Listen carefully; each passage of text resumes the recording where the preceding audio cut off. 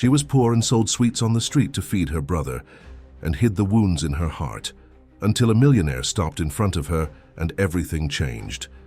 If this story interests you, don't forget to subscribe to our channel and tell us from which city you are watching us following. The sun beat down hard on the uneven cobblestones of Aurora Street as Clara set her table for the 1000th time that year. Her grandmother's lace cloth, faded by time and the relentless sun, covered the worn wood that served as a display case for her sweets. Sweets lined up like little chocolate soldiers, white chocolates that looked like clouds trapped in paper. And in the center, always in the center, a tray with her sweets of silence, a recipe that stubbornly refused to come out perfect, as if it held a secret she still couldn't decipher. At 23, Clara carried on her shoulders the weight of someone who had grown up too quickly. Her mother's disappearance 6 years earlier had turned her youth into a responsibility. Pedro, her 17-year-old brother, depended on her for everything.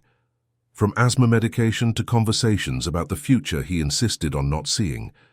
The girl who had once dreamed of studying gastronomy in São Paulo now knew every stone in those colonial streets, every tourist who passed by, every resident who greeted her with that awkward smile of someone who knows her story. "Good morning, Mrs. Clara." The voice of Mario, the retired man who always bought 2 sweets, one for himself, the other for his wife who had died 3 years ago, but whom he pretended was still alive, took her out of her reverie. "Good morning, Mario." The usuals. He waved, handed over the coins he had counted, and walked down the narrow street dragging his slippers. Clara smiled.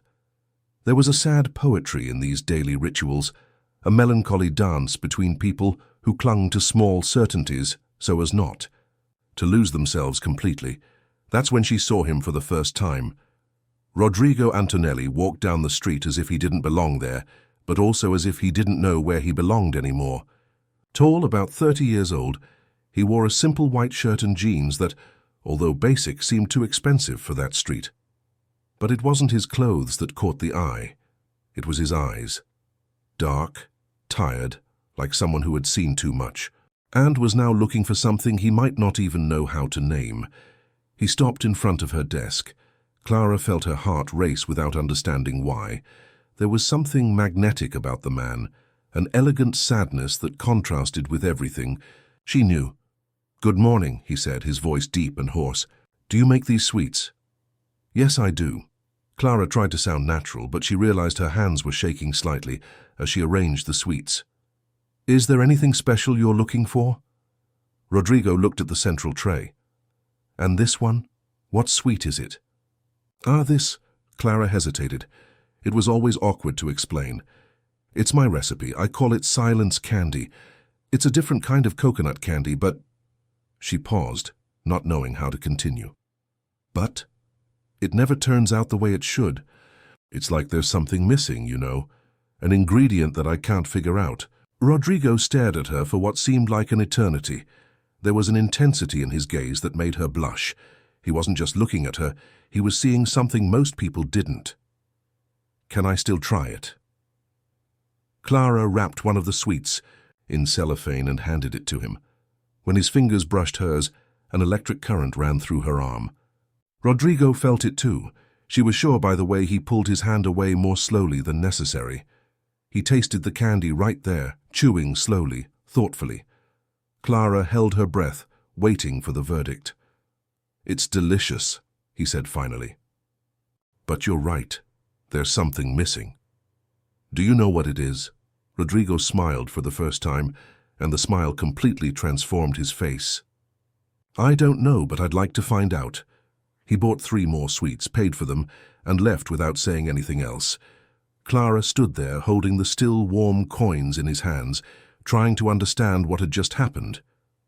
The next day, he came back, and the next and the next. Always at the same time, always ordering the same sweets, always staying a few extra minutes to chat. Clara discovered that he had lived outside of Brazil for many years, that he had recently returned, that he was between jobs, as he himself said with an ironic smile. Rodrigo discovered that she woke up at 4 in the morning to make sweets, that she took care of her brother alone, that her mother had disappeared when she was still a minor. He also discovered that she was afraid of thunderstorms, that she loved books but never had time to read, and that her eyes became more golden when she laughed. "Why do you always come back here?" she asked on a rainy Thursday, when he showed up despite the overcast weather. Rodrigo was silent for a moment, looking at the rain that was beginning to fall on the ancient stones. "Because this is the only place I feel real," he said finally. And Clara knew in that moment that she was lost. The following weeks brought a routine that Clara had never imagined possible. Rodrigo was no longer just another client. He had become part of her day, a presence she awaited with a sweet, dangerous anticipation. He always arrived around 10 in the morning, when the traffic on the street had died down and they could talk without rushing. "Tell me about your mother," he asked one February morning, as he tasted a melt-in-his-mouth chocolate. Clara hesitated. It was a subject she avoided, even with herself. "There's not much to tell. She went out one rainy night and never came back. The police said she probably went to another state to start a new life." "But you don't believe it." It wasn't a question. Rodrigo had learned to read the nuances of her voice, the silences that said more than words. Clara sighed, arranging the sweets on the tray unnecessarily. "My mother wouldn't abandon Pedro. He was 11 years old and already had breathing problems. She would never leave him." Her voice grew quieter. "Sometimes I think something terrible happened to her." Rodrigo was silent, but he reached across the table and touched her hand gently. It was a simple gesture, but it made Clara's heart race. They had exchanged glances and words laden with meaning for weeks, but this was the first deliberate touch. "And you?" she asked, trying to divert the focus from her own pain. "Why did you return to Parati?" Rodrigo's face fell slightly. "Let's just say São Paulo was no longer a safe place for me. Like this," he pulled his hand away and Clara immediately missed that warmth. "Family problems, business. Sometimes the people who are supposed to protect us are the ones who hurt us the most." Clara could tell he didn't want to go into details, but there was a bitterness in his voice that she recognized. It was the same bitterness she felt when she thought about her own lost family. "My father died when I was 15, she said suddenly, surprising herself with her confidence. "A construction accident. My mother never really recovered. I guess that's why she left." "Did she blame you?" "I don't know. Maybe she blamed life, or maybe she was afraid she wouldn't be able to take care of us alone." Clara looked at her hands. "It's funny how we always think we understand others, isn't it? But deep down we don't even understand ourselves." Rodrigo watched her with an intensity that made her blush. "You understand yourself very well. You are one of the most honest people I have ever met. You don't know me well. I know enough to know that you are special." The silence that followed was filled with a tension that neither of them knew how to deal with. Clara felt like she was walking on the edge of a cliff, and at the same time she wanted to take the next step. She was interrupted by the arrival of Pedro, who appeared running down the street, panting and with a red face. "Clara, Clara!" He stopped beside the table, bending over to catch his breath. "You need to come with me, now." "What's wrong? Calm down, breathe." She stood up immediately, worried. Pedro sometimes had asthma attacks, but it seemed to be something else. "There's a woman at home, an elegant woman with an expensive car. She said she knows you and wants to talk about our mother." Clara's blood ran cold. "What do you mean?" "She has pictures, Clara. Pictures of Mom that I've never seen." Rodrigo stood up too, instinctively protective. "Do you want me to come with you?" Pedro looked at him curiously. It was the first time he had seen that man. There so early, participating in an intimate conversation with his sister. "No need," Clara said quickly, but there was gratitude in her eyes. "It's a family matter." "Okay, but if you need anything, you know where to find me." As she hurriedly put away the sweets, Clara felt Rodrigo's hand touch her shoulder. "Be careful," he murmured, too low for Peter to hear. "Sometimes the past comes back to haunt us when we least expect it." There was something in his voice that made her shiver, as if he knew what he was talking about from experience. On the way to the small house behind the bakery where they lived, Pedro kept talking about the mysterious woman. She's about 50 years old, has blonde hair and is very well dressed. She said she works at a law firm in Rio de Janeiro. She said our mother looked for her before she disappeared. Clara felt her stomach churn with every step. For 6 years, she had built a precarious but stable life on the silence surrounding her mother's disappearance. Now suddenly that silence was about to be broken. When they arrived at the house, the woman was sitting in the only chair in the tiny living room, examining a yellowed photograph. She was exactly as Pedro had described, elegant, with expensive clothes that completely clashed with the simple surroundings. "You must be Clara," she said, standing up. "My name is Helena Vasconcelos. I am a lawyer and I represent the interests of a very important family here in the region." Clara felt a shiver. "What family?" Helena smiled, but it wasn't a friendly smile. "The Antonellis, and I have some very interesting things to tell you about your mother and why she really disappeared." Clara's world seemed to collapse. Helena Vasconcelos opened a leather folder and took out an envelope yellowed with age. The silence in the small room was suffocating. Pedro approached his sister, instinctively seeking protection, while Clara tried to maintain her composure, despite her racing heart. "Your mother, Carmen Santos, worked for 2 years as a maid at the Antonelli mansion," Helena began, her professional voice contrasting with the bombshell she was about to drop. "She took care of the internal gardens and the library. She was a beautiful, discreet woman, and caught the attention of the family patriarch." "What patriarch?" Clara asked, although she already feared the answer. "Vicente Antonelli, grandfather of the current heir." Helena paused dramatically. "Carmen became his lover. For almost a year they maintained a secret relationship." Pedro made a noise of protest. "That's not true. Our mother wasn't that kind of person." Helena ignored him, continuing to speak directly to Clara. Vicente had been married for 30 years to Margot Antonelli, a woman from a traditional family who would never accept betrayal, much less with a maid. When Carmen became pregnant, the situation became untenable. Clara's blood ran cold. "Are you pregnant? From you, dear?" Helena smiled with false sweetness. "Vicente Antonelli is your biological father." The world spun around Clara. She held onto the wall to keep from falling, her legs feeling weak. Pedro held her arm, confused and scared. "That's a lie," he shouted. "Our father died on a construction site. Clara, tell me that's a lie." But Clara couldn't speak. Fragments of memories began to fit together like pieces of a terrible puzzle. Her mother, who had always been evasive when asked about Clara's father. The mysterious trips she made to downtown Parity once a month. The whispered comments from neighbors about how Clara looked nothing like the man who had raised Pedro. When the pregnancy could no longer be hidden, Helena continued relentlessly, Margot Antonelli discovered everything. She demanded that Vicente get rid of his mistress immediately. Carmen was fired, thrown out of town, and given a sum of money never to return. "But she came back," Clara murmured, beginning to understand. "Exactly. She came back because she couldn't live without you. Vicente had allowed her to keep the child, but on the condition that she never revealed the paternity. For 16 years, Carmen kept to that agreement, but something changed." Helena took a photo out of the envelope.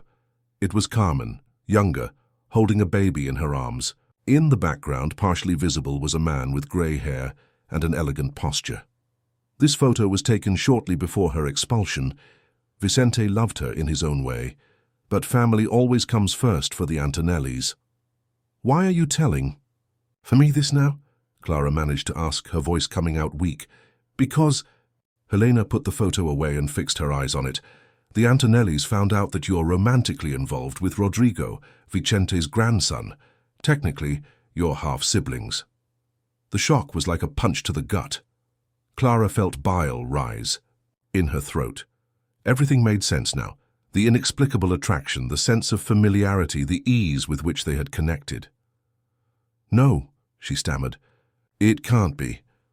Vicente died 5 years ago without ever officially acknowledging you, but he left clear instructions in the family about your existence. When Rodrigo returned to Parity and started frequenting your candy store, it didn't take long for someone to make the connection. Pedro was pale as a ghost. And our mother, what happened to her? Helena hesitated for the first time. Carmen came to my office 6 years ago.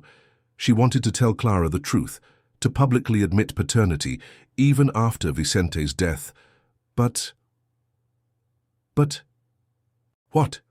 The family stopped her. Margot Antonelli is still alive and would not tolerate the scandal. Carmen was persuaded to give up the idea and disappear for good. Persuaded how? Clara asked, although she already knew she didn't want to hear the answer. Let's say she got an offer she couldn't refuse, a substantial sum to start a new life away from here, or very unpleasant consequences for both of you. The silence that followed was broken only by the sound of Pedro's heavy breathing, who was having an anxiety attack. Where is she now? I can't reveal that information. It's part of the deal. Clara felt a fury rise inside her. Then why are you here? Why are you telling me all this?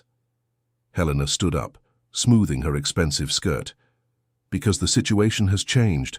Rodrigo is falling in love with you, and that's a problem for the family. They sent me to make a proposal. What proposal? 50,000 reais for you to disappear from Parity, forever, and never have contact with Rodrigo Antonelli again. The offer echoed in the air like an insult. Clara looked at Pedro, who was recovering from the crisis, then at the elegant woman who had just destroyed her life with a few sentences. What if I refuse? Helena smiled coldly. Then your mother could have a very serious accident wherever she is, and you and Pedro could discover how difficult it is to get work in Parity, when the whole town knows that you are the children of a profiteer who seduced a married man. The threat was clear. Clara felt the world collapsing around her.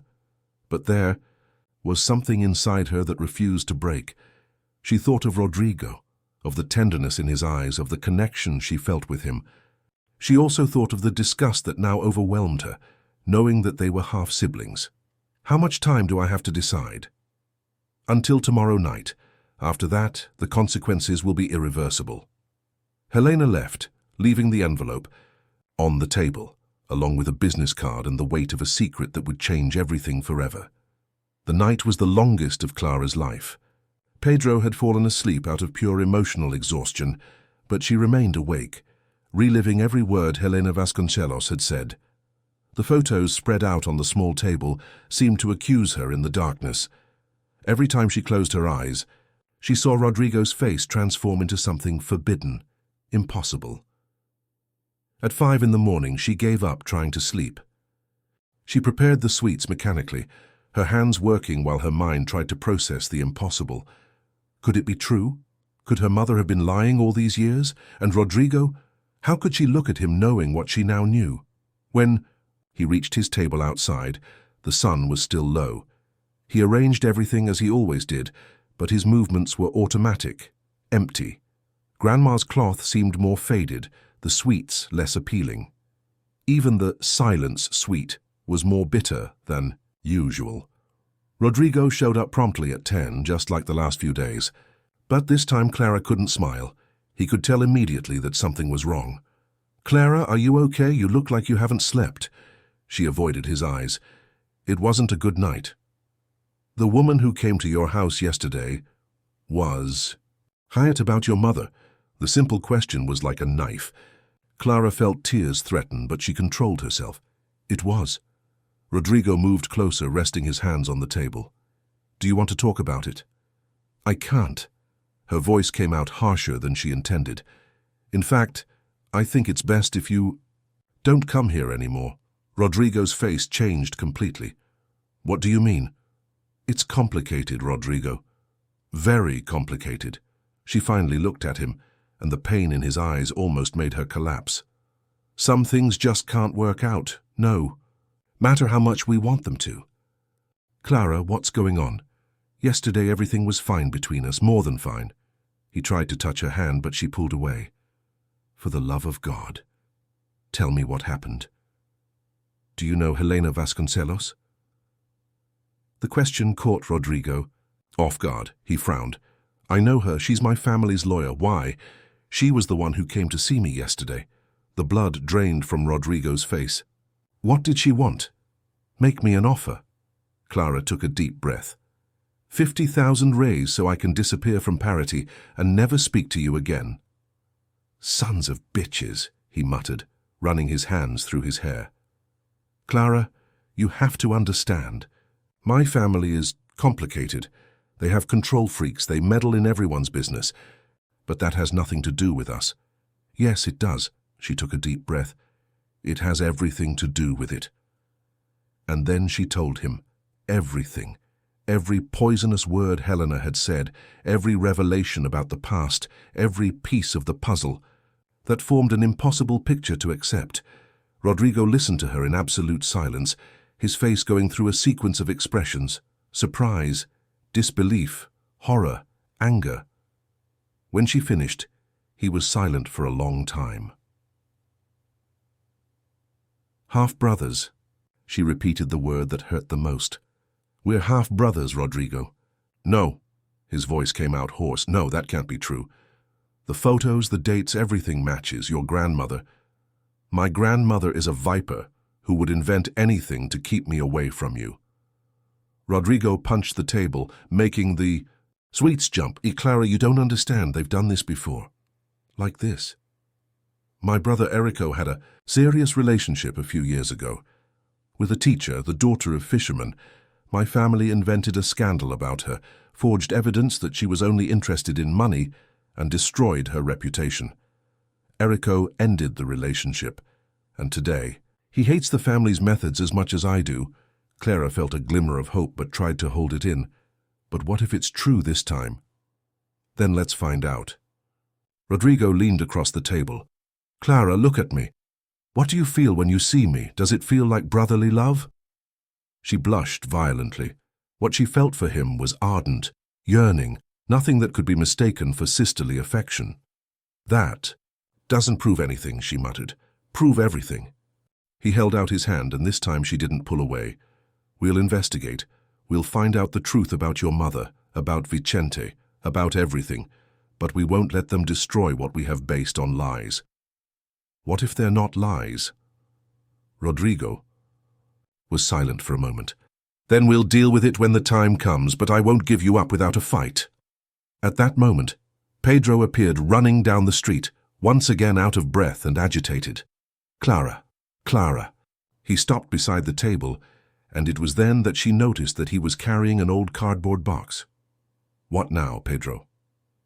I went to Donna Conceção's house, you know, the one who owned the bakery before you guys rented the back. He was talking fast, excited. She died last week and the family was cleaning out her things. They were going to throw this away, but when they saw it was addressed to our mother, Pedro opened the box. Inside were dozens of letters, some in sealed envelopes, others already opened, all with Carmen Santos's name on them. These are letters that arrived after she disappeared, Pedro explained.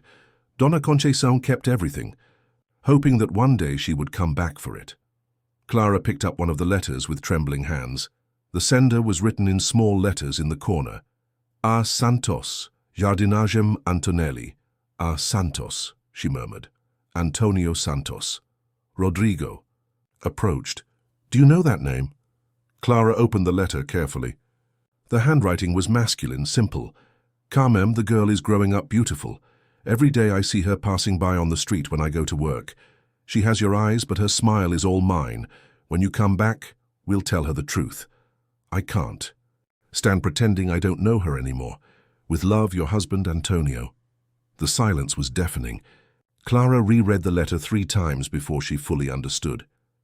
Antonio Santos is my father, she said, her voice barely audible. My real father. Rodrigo took the letter, reading it quickly. And he works as a gardener for my family. He has for years. Clara felt her legs weaken again, but this time not from despair, from relief. So Helena lied. About paternity, at least. Rodrigo held her tight. But why would she do that? The answer came in the form of another letter, this one more recent. Clara opened it with trembling fingers. Carmen, they found out about us. About the wedding. Margot Antonelli fired me today. She said that if I tell Clara anything, you'll... Never come home again. I'm scared of what they might do. I'll try to find another job far away from here. Take care. I love you, Antonio. The last piece of the puzzle fell into place. Clara looked at Rodrigo, and for the first time in hours she smiled. We're not brothers, she whispered. No, he confirmed, and kissed her right there in front of Pedro and the passers-by, without caring about anything else in the world. The kiss lasted only a few seconds, but it was enough to wake up the whole of Parity. In a city where everyone knew each other, where secrets ran faster than the tides, seeing Clara Santos kissing an elegant man in the middle of the street was the talk of the town for weeks. We need to find my father, Clara said when they parted, her lips still trembling from the intensity of the moment. Antonio Santos, if he really works for your family. He does, Rodrigo confirmed. For at least 15 years. He's a quiet, dedicated man. He tends the gardens of the main mansion. He paused, processing the information. My God, Clara, I see him almost every day when I visit my grandmother. His eyes, they're just like yours. Peter, who had been watching everything in silence, finally spoke. So our mother married him in secret. It seems so. Clara leafed through more letters, finding certificates and documents that confirmed a discreet civil marriage between Carmen and Antonio, held 2 years before her birth. They got married, but for some reason they kept it a secret. Probably because my family would never accept an employee marrying someone who had worked for them, Rodrigo said bitterly. For the Antonellis, employees have no right to a personal life. The discovery of the truth brought relief, but also growing anger. Clara felt her blood boil as she thought of Helena Vasconcelos and the calculated cruelty of the lie. How many other people had been manipulated and separated by the Antonelli family? Let's go to the mansion now, she decided, putting the letters back in the box. I want to talk to my father. Clara, wait. Rodrigo grabbed her arm. My family won't welcome our presence together, especially after Helena reports the failure of her mission. I don't care. I've been manipulated. Lied to, blackmailed. Now I want answers. Pedro stood next to his sister. I'll go with you. No, Clara said firmly. You stay here. This could get ugly. But Pedro had already shown that he was growing up and taking on responsibilities. Clara, she was my mother too. I have the right to know what happened to her. Rodrigo watched the two brothers with admiration. There was a strength in the Santos family that his own family, with all its wealth and power, had never possessed. All right, let's all go, but prepare for a hostile reception. The Antonelli mansion was located on top of a hill overlooking Parity Bay, an imposing colonial-style building surrounded by lush gardens that Antonio Santos had been tending for years, unaware that his daughter was growing up just a few kilometers away selling sweets on the street. When they reached the main gate, Rodrigo used his key, advantage of still technically being the heir, he muttered wryly. The gardens were immaculate, as always. Rodrigo led Clara and Pedro along the stone paths until they found a middle-aged man pruning roses near the main house. He was thin, dark-skinned, with grey hair and a humble demeanor that contrasted with the intensity of his eyes, golden eyes identical to Clara's. Mr. Antonio, Rodrigo called. The man turned around and greeted her respectfully, but when he saw Clara, the pruning shears fell from his hands. My God, he whispered. Clara? Father, she said, and the word came out heavy with 23 years of longing. Antonio approached slowly, as if she were an apparition. You've grown so much. You're as beautiful as your mother. His eyes filled with tears. I wanted so much to tell you, to hug you, but they forbade me. Who forbade you? The family. They said that if I got close to you, your mother would suffer the consequences.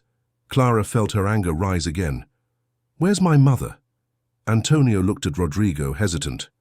Mr. Rodrigo, perhaps it is not appropriate. He's with us, Dad. You can talk. The word father made Antonio even more emotional. Your mother is alive. She is in Ubatuba working at a guest house, but she can't come back. They said that if she came back, something terrible would happen to you two. Who said that exactly? Before Antonio could respond, an icy voice cut through the air. "I told you." Everyone turned around. Margot Antonelli was approaching from the balcony, a still imposing woman of 70, dressed as if she were going to a gala dinner, even at home.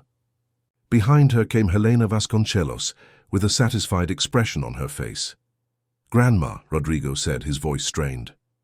"Rodrigo," Margot descended the porch steps with calculated elegance. "I see that our conversation yesterday did not have the expected effect on Miss Santos." "Because it was based on lies," Clara replied, stepping forward. "You made up a story about my paternity to separate us." Margot smiled coldly. "Did we make it up? My dear, do you really think we didn't know about your mother's secret marriage to our gardener?" Helena stepped closer. "Vicente's story was just a more dramatic way of getting the message across. But the result is the same. You can't be together." "Why not?" Peter shouted, surprising everyone. "Why can't our family be happy?" Margot looked at the boy with disdain. "Because, young man, there are social levels that should not be mixed. Your sister may be beautiful and have managed to temporarily seduce my grandson, but she will never be accepted in our society." "I don't want to be accepted into your society," Clara replied. "I just want you to leave my family alone." "Your family," Margot repeated the word as if it was something dirty, "has caused enough trouble. First your mother meddling where she didn't belong, then you repeating the pattern. My mother fell in love and got married. That's not a crime. She married a servant while living under our roof. This is a betrayal of the trust we placed in her." Margot stepped closer. "And now, you think you can seduce my grandson and gain access to our fortune?" "Enough!" Rodrigo exploded. "Grandma, you've gone too far. Clara doesn't want our fortune. She barely knew who I was when we met." "Oh, you didn't know?" Helena interjected with a mischievous smile. "Then why did she always set up her stall? Right on the route you took when you visited the city. Why was she always there at the exact time you passed by?" Clara was confused. "What are you talking about? Didn't you know that Rodrigo had been frequenting that street for months before you met? Didn't you know that your location was perfectly calculated to cross paths with him?"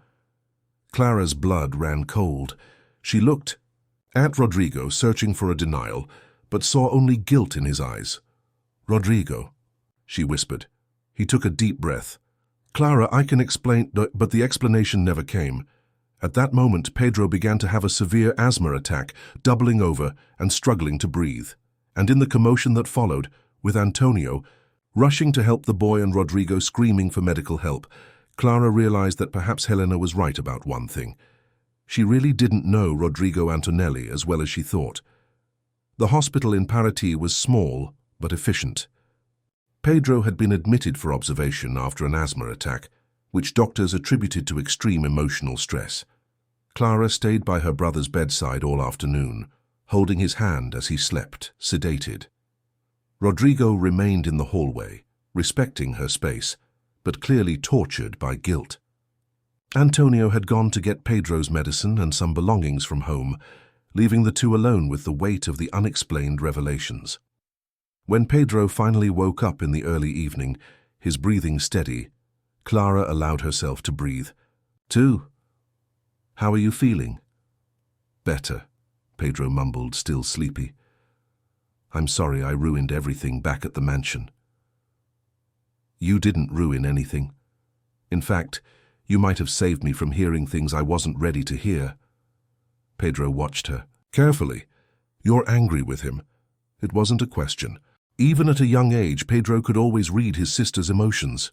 "I'm confused," Clara admitted. "I don't know what to believe anymore. He's been outside since we got here. He hasn't even come out to eat." Clara looked out the bedroom window. Rodrigo was sitting on the bench in the hallway, his head in his hands. There was something devastated in his posture that made her hesitate. "Stay here. I'll talk to him." In the hallway, the smell of disinfectant mixed with the scent of flowers coming from the garden created a surreal atmosphere. Clara sat next to Rodrigo, keeping a safe distance. "How is Pedro?" he asked without raising his head. "Better. He'll be discharged early tomorrow." "Great." The silence stretched on for several minutes. Finally, Clara could no longer contain the question, that was eating away at her. Is what Helena said true? Did you know where I was before we met? Rodrigo finally looked at her. His eyes were red, not from tears, but from tiredness and stress. That's true, he admitted, but not for the reasons she implied. Then why? Rodrigo took a deep breath. When I returned to Parity, I was destroyed. The scandal in Sao Paulo, my brother's betrayal, the end of the engagement. I was seriously considering ending it all. Clara felt a shiver run down her spine. I was walking around the city aimlessly, trying to find a reason to keep going. It was on one of those walks that I saw you for the first time. You were comforting a child who had dropped an ice cream, offering one of your sweets for free. Rodrigo smiled sadly. It was the first time in months that I saw someone being kind, without wanting anything in return. That doesn't explain why you didn't tell me the truth, because I knew what it would sound like. Hi, I'm a depressed rich guy who's been watching you from afar, because you make me believe there's still good in the world. You would have run, and rightly so. Clara processed the information. So you were coming to watch me? It wasn't that. Calculated. I just changed my route to pass by your street. Seeing you working, smiling, taking care of people, gave me the strength to get through another day. You didn't even know I existed, but you were saving me. The anger Clara felt began to transform into something more complex. For how long? 2 months before I finally bought a candy from you. 2 months of gathering the courage to talk to you. And when did you say it? I discovered that you were even more incredible than I imagined. Intelligent, strong, determined. And that was when I realized that I was truly falling in love, not just with the image of goodness that I had created. Clara was silent, fighting her emotions. Part of her understood, even felt touched by his vulnerability. Another part felt betrayed, as if their relationship was based on a lie. You should have told me, she said finally. I know. I wanted to tell you, but I didn't know how. Especially after we started getting really close. How could I tell you that in the beginning you were more of a symbol of hope than a real person to me? I was real. I know that now. I've known that since the first conversation we had. Rodrigo turned fully to her. Clara, what I feel for you now has nothing to do with those observations from afar. You know me. You know that I'm not the kind of man my family thinks I am. At that moment, Antonio appeared in the hallway carrying a bag with clothes and medicine. He stopped when he saw the two talking. Sorry to interrupt, he said shyly. Father, Clara stood up. How is Pedro? Sleeping again. The doctors said he can leave tomorrow morning, but he'll need psychological support. All this emotional stress. Antonio shook his head. He's too young to carry so many secrets and lies. It's true, Clara agreed, looking meaningfully at Rodrigo. Antonio hesitated, then turned to Rodrigo. Mr. Rodrigo, can I speak to you in private? Rodrigo nodded, and the two men walked away to the end of the hallway. Clara couldn't hear what they were talking about, but from their body language it seemed like a serious and intense conversation. When they returned, Antonio had a determined expression on his face. Clara, there's one more thing you need to know, he said, about your mother. What else could there be? She didn't just disappear because of the Antonelli family's threats. Antonio took a deep breath. She discovered something that could completely destroy the Antonelli family's reputation. Rodrigo frowned. What did she find out? The embezzlement you were accused of committing in Sao Paulo. Your mother worked cleaning the company's offices. She saw Errico, falsifying documents, transferring the money. She has proof. The world seemed to stop around Clara. Does my mother have proof that Rodrigo is innocent? Yes, and that's what she tried to use to negotiate your freedom. But the Antonelli family preferred to make her disappear rather than risk the scandal coming to light. Rodrigo was pale. My God, Eric knew I was innocent all along. He let me be accused. He destroyed my engagement, my reputation. He forced me to flee to Parity. And now, Antonio continued, with you two getting closer, the family is afraid that your mother will decide to come back and use this evidence. That's why the pressure for you to separate has increased. Clara felt a mixture of anger and hope. Where is that evidence? With your mother, in Ubatuba, but she won't use them while you're in danger. Then we have to go to her, Rodrigo said immediately. It's dangerous, Antonio warned. The family has contacts everywhere. If they find out you went to Ubatuba— I don't care, Clara interrupted. I want to see my mother. I want the truth, and I want Rodrigo to be exonerated. Rodrigo looked at her in surprise. You believe me? Clara hesitated only a moment. I believe you didn't steal any money. About the rest, we're still talking. It wasn't the declaration of love he had hoped for, but it was a start. And for Rodrigo at that moment, it was more than enough. The trip to Ubatuba was made in tense silence. Pedro had insisted on going along, and Clara didn't have the heart to leave him behind after everything he had been through. Rodrigo drove his simple car. He had sold his luxury one after the scandal, along the winding roads of the coast, while Antonio gave directions to the inn where Carmen worked. Does she know you're coming? Clara asked her father. No, it would be too dangerous to call. They might be monitoring her communications. Antonio looked out the window. Your mother. She's changed a lot in these years. The guilt of having abandoned you, even if forced, has consumed her. She's no longer the happy woman I knew. Clara felt her heart sink. For 6 years, she had alternated between anger and longing for her mother. Now, knowing that she had been forced to leave, the longing took over. Posada Mare Mansa was located on a secluded beach in Ubatuba, frequented mainly by surfers and fishermen. It was a simple place with colorful little houses and well-kept gardens. When they arrived, the sun was already setting, painting the sky orange and pink. Wait here, Antonio said. Let me talk to her first. It might be a big shock. Clara. Rodrigo and Pedro stayed in the car, watching Antonio walk towards the reception. The tension was palpable. Clara held Pedro's hand, who was nervous but determined to find his mother again. Do you think she will forgive us? Pedro asked in a low voice. Forgive what? You didn't do anything wrong. For growing up without her, for trying to— You know. He touched his wrist, where there were still faint marks from the suicide attempt. Clara pulled him into a hug. Pedro, you are the most important thing in her life, just like you are in mine. Rodrigo watched the siblings interact in silence. There was an intimacy and care between them that his own family had never shown. He was beginning to understand that it wasn't just Clara who had fallen in love. It was the entire family, the way they protected and loved each other unconditionally. Antonio returned after 15 minutes, accompanied by a woman. Clara recognized her mother immediately despite the changes. Carmen Santos was thinner, with grey strands in her dark hair and a tired expression that had not existed before. But when she saw her children in the car, her face changed completely. My babies, she whispered, running toward the car. The reunion was an explosion of tears, hugs, and rushed words. Carmen kissed her children's faces, as if she wanted to make up for 6 years of absence in a few minutes. Pedro cried uncontrollably, and even Clara, who had prepared herself to maintain her composure, melted in her mother's arms. I'm sorry, Carmen repeated between sobs. I never wanted to leave you. I wanted so much to come back. But they said that if I came back— We know, Mum, Clara interrupted. Daddy told us everything. It was only then that Carmen noticed Rodrigo, who had gotten out of the car but was keeping a respectful distance.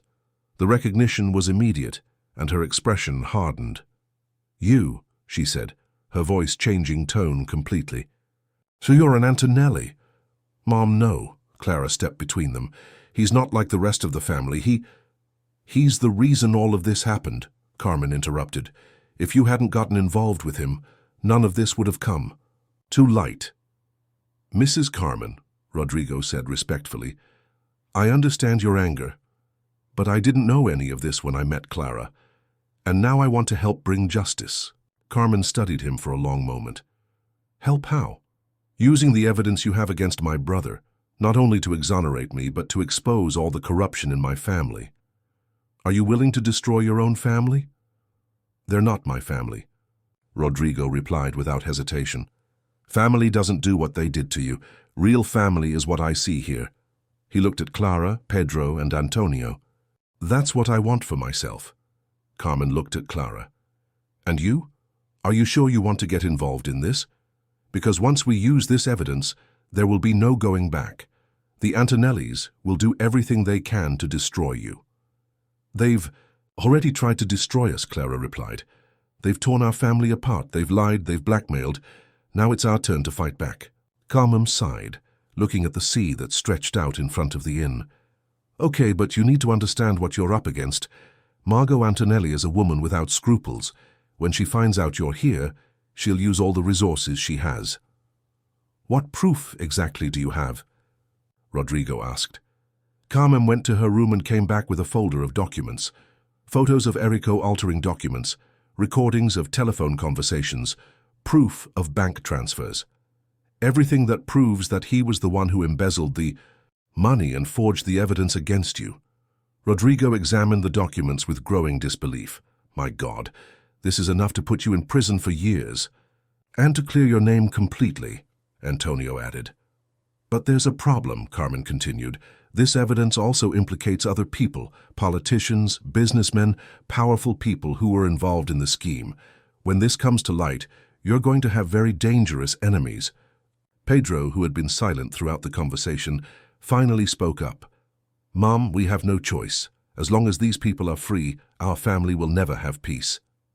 Carmen looked at her youngest son with pride and sadness. You've grown so much, my love. You've all grown up. We grew up because you taught us to be strong, Clara said.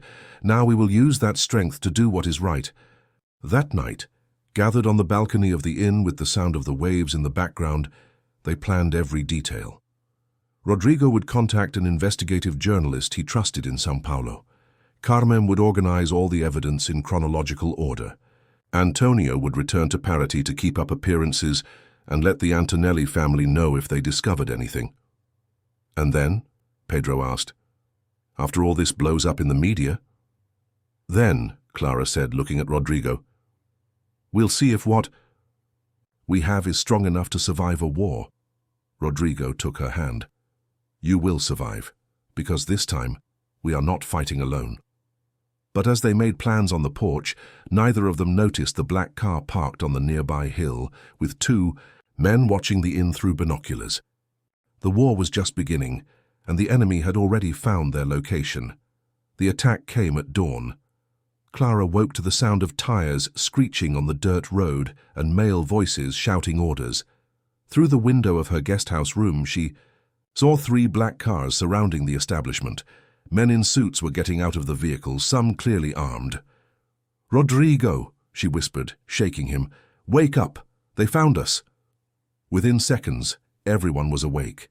Carmen ran to her children's room while Antonio tried to understand what was happening outside. Pedro was pale but surprisingly calm. Where's the evidence? Rodrigo asked, already quickly putting on his clothes. With me, Carmen replied, showing the folder she hadn't put down since the day before. Always with me. An amplified voice echoed through the inn's courtyard. Carmen Santos, Clara Santos, you have 5 minutes to leave peacefully. We just want to talk. Talk, Antonio muttered wryly, like they talked to you 6 years ago. Rodrigo was furious. My family has no limits. They came here with thugs. They're not thugs, Carmen said, recognizing one of the voices outside. It's Delegate Pereira. He's been in the Antonelli's pocket for years. The situation was even worse than they imagined. It wasn't just thugs.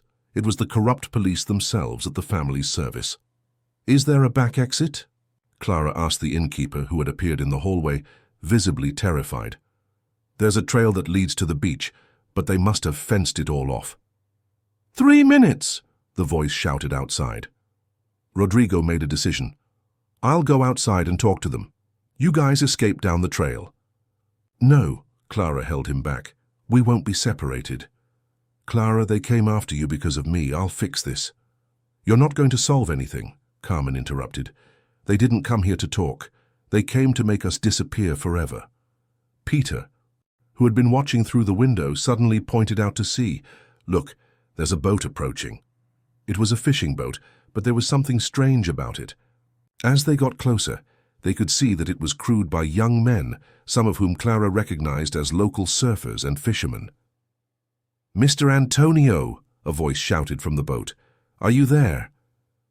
Antonio smiled for the first time that morning. "It's Marcelo, you own the fisherman's son. I told some friends about your situation." "2 minutes," the deputy shouted, now visibly impatient.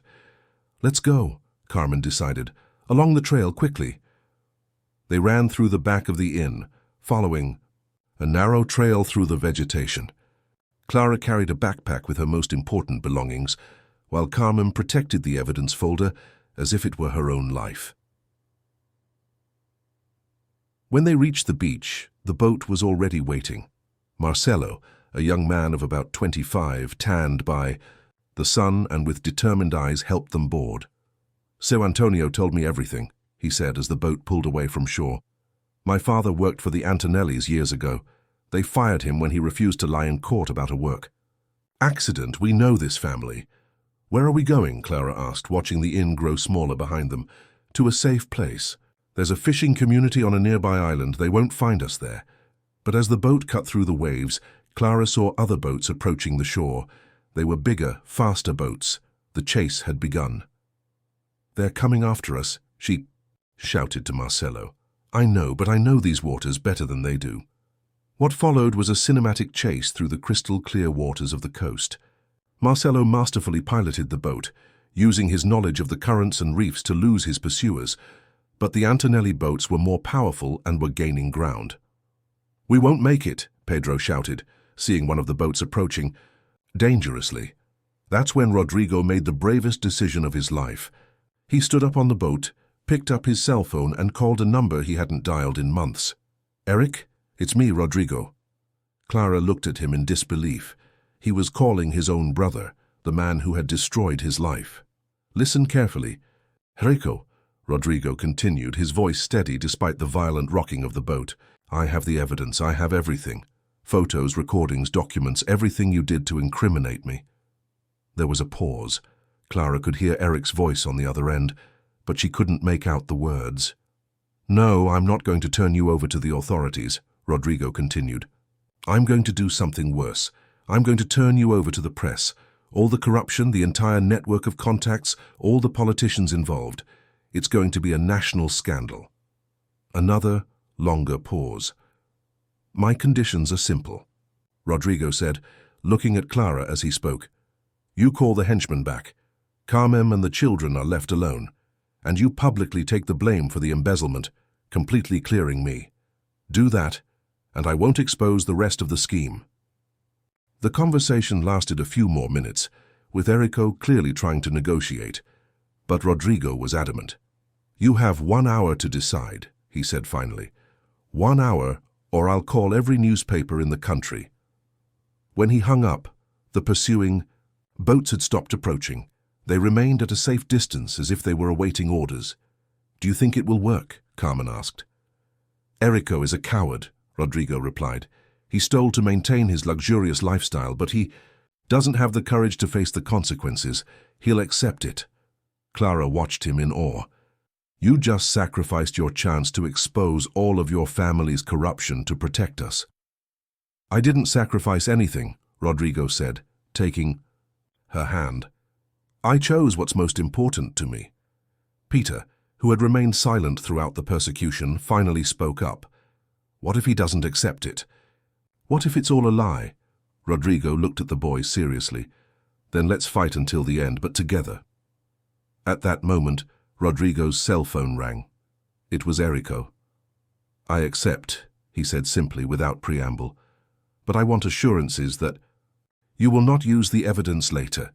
"You have my word," Rodrigo replied, "as long as you keep your end of the deal." As the call ended, the pursuing ships began to move away. The storm had passed, but Clara knew the war was not yet fully won. "Now, what do we do?" she asked. "Now," Rodrigo said, looking at the horizon where the sun was beginning to rise, "we return home and build a new life." 6 months later, parity had transformed for the Santos family. The Doce Heranza bakery now occupied a commercial space on the main street, with outdoor tables and a constant flow of local customers and tourists. Clara had finally managed to fulfill her dream of having her own business, but more importantly, she had managed to reunite her family. Carmen worked alongside her daughter, teaching her old recipes that she had memorized during her years of exile. Pedro, now 18 and undergoing regular psychological counseling, helped with the service and had discovered a special talent for decorating cakes. Antonio had left his job at the Antonelli mansion and became responsible for the bakery's garden, creating a small paradise of flowers and aromatic herbs. "The Sweet of Silence has finally turned out perfect," Carmen said on a sunny August morning, tasting the recipe Clara had prepared. "Do you know what the missing ingredient was?" "What?" "Love. True love for the one who will eat the candy." Clara smiled, but there was a melancholy in her eyes that her mother noticed immediately. "You miss him." It wasn't a question. Carmen knew her daughter better than anyone, and she knew that Rodrigo's absence weighed on Clara's heart every day. "He made the right choice," Clara replied, arranging the sweets in the display case without looking at her mother. "He stayed in São Paulo to rebuild his life, I understand." Understanding and accepting are different things. Mother. "Clara, you broke up in the heat of the moment when everything was chaotic. Now things have calmed down. Erico has publicly admitted the blame. Rodrigo has been cleared. The family is no longer persecuting you. Why don't you try again?" Clara sighed. "Because it's complicated. Rodrigo needs to rebuild his reputation in the business world. I have. The bakery, the family, a life here. We're from different worlds." "Nonsense," Pedro interrupted, appearing from the kitchen with a decorated cake. "You're in love. The rest is just an excuse." "Pedro..." "It's true, sister. You feel sad every time you pass the street where you met. And he calls Grandpa Antonio at least once a week to ask how you are." Clara looked at her father in surprise. "Does he care?" Antonio nodded. "Yes, he does. He always asks about you, the bakery, how things are going. The other day he even asked if you were seeing anyone." "And what did you answer?" "The truth. That you work too much, take care of everyone too much, and don't give anyone space to enter your life." At that moment the doorbell rang, announcing the arrival of a customer. Clara looked up and felt her heart stop. Rodrigo stood at the door, thinner than before, unshaven and dressed simply, but with the same intense eyes that had won her over months ago. "Hi," he said simply. "Hi," she replied, unable to move. "Pedro," and Carmen exchanged glances and discreetly retreated to the kitchen, leaving the two alone. Antonio mumbled something about taking care of the garden and also disappeared. Rodrigo approached slowly as if he feared she might disappear. "How are you?" "Good, and you?" "Surviving." He looked around the bakery. "It looks beautiful in here. Just like you dreamed." "Thanks." Silence stretched between them, laden with everything that had been left unsaid in their hasty separation 6 months ago. "Why did you come back?" Clara finally asked. "Because I realized I was building a new life, but an empty one." Rodrigo came closer. "I managed to clear my name. I set up a consultancy. I'm making honest money. But none of this makes sense without you." "Rodrigo, let me finish." He took a deep breath. "I know I'll hurt you. First with the secrets about how we met, then by walking away without fighting for what we had. I thought I was protecting you, giving you space to build your life without the complications I bring. And now I understand. That love is not protection. It is partnership. It is facing complications together." Clara felt her eyes fill with tears. "I made mistakes too. When you told me about watching me before we met, I felt betrayed. But then I understood that you were suffering, looking for something that would give you hope, and I'm proud to have been that hope." "You were so much more than hope," Rodrigo said, finally touching her face. "You saved me. You taught me what a real family is, what it means to love without self-interest, what it means to fight for others. And you showed me that I can trust someone. that I can share the weight of responsibility, that I can be loved for who I am, not for what I can offer. They kissed right there in the middle of the bakery, with the aroma of homemade sweets around them and the discreet sound of applause coming from the kitchen.